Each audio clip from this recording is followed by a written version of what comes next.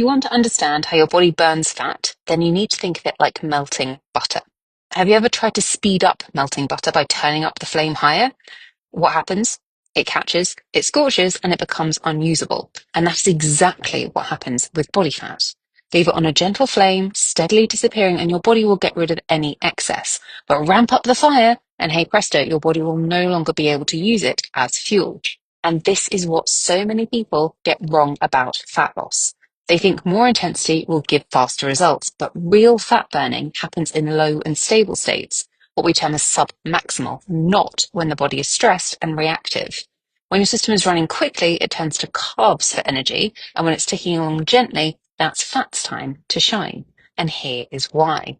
Insulin is your body's energy storage hormone.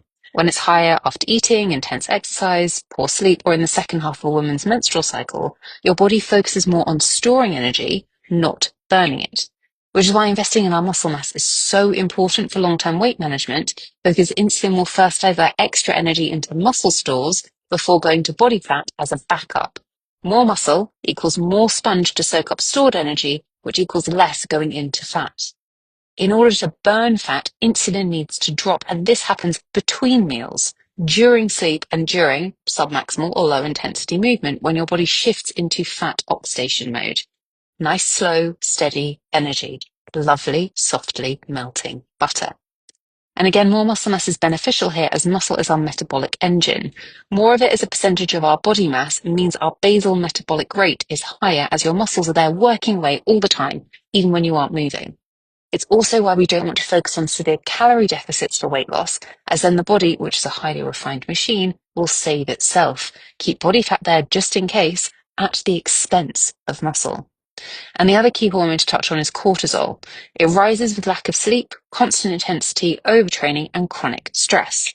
So long-term raised levels make the body hold onto fat, especially around the belly, as its rainy day energy fund.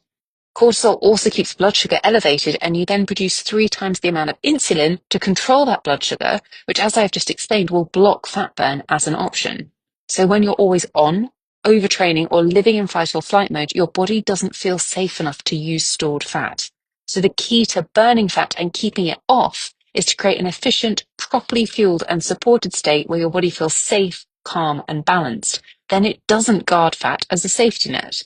So fat loss isn't about doing more. It's not about pushing harder. It's actually a hormonal process first, and then a calorie equation second. See the caption for more.